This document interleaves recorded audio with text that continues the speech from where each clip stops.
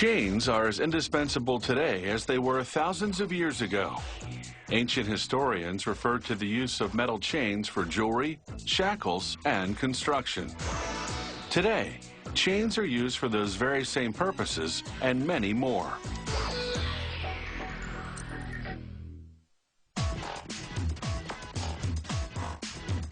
Chains are used to tie things down, hold things together, and pull things along, and their many sizes reflect the varied uses.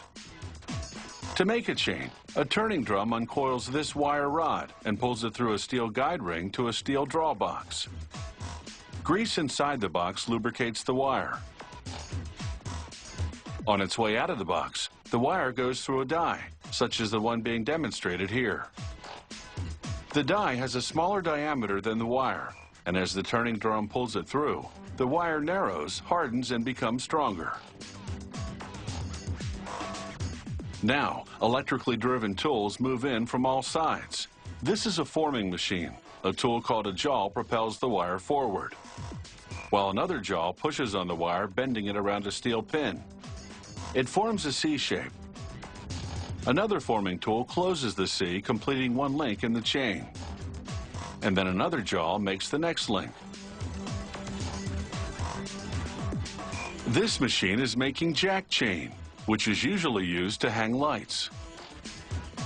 Another forming machine makes a chain that can haul a heavier load. A grip pulls the wire onto rollers that straighten it out.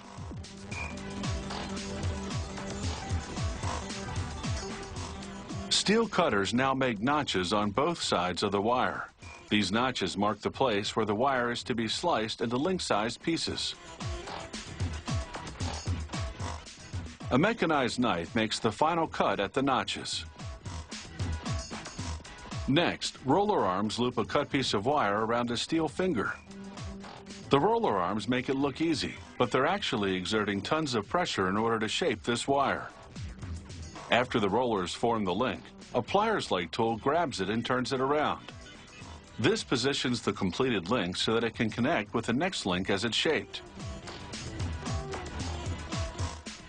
As each link is added, the chain drops into a pile below the machine.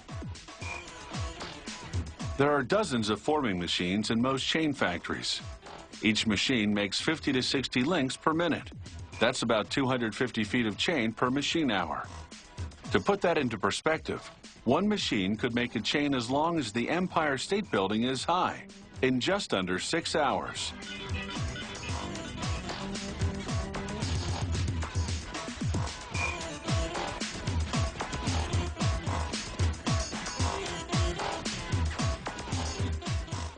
After the chain is formed, it will need to be strengthened. So it's on to the welding machine. Hammers to the left and right push the link in. Then 2 copper blocks move in from the sides. They act as electrodes and zap both sides of the link with an electrical current. The current ripples through the gap in the link while the hammers push it in. The link reaches a scorching 1700 degrees Fahrenheit. The wire melts and the link fuses together.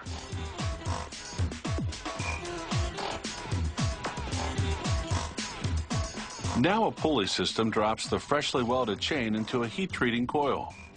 An electrical current runs through the copper coil, heating the chain inside until it's orange-hot, 1724 degrees Fahrenheit.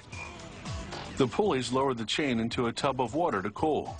The extreme temperature change alters the molecular structure of the steel, making it much harder. But the experience leaves the chain a bit brittle. So it goes into a second heat coil that's not as hot as the first one, and then into another cool bath. This takes away the brittleness and gives the steel a bit of stretch. Now the ultimate strength test. This is the chain calibrator. Pulleys run the chain into a groove that's been cut into a block of steel. A clamp on the left holds it in place, while the hydraulically powered block of steel pulls the chain to the right. Will it break or will it hold? And can it handle the load? After all, the chain is only as strong as the weakest link.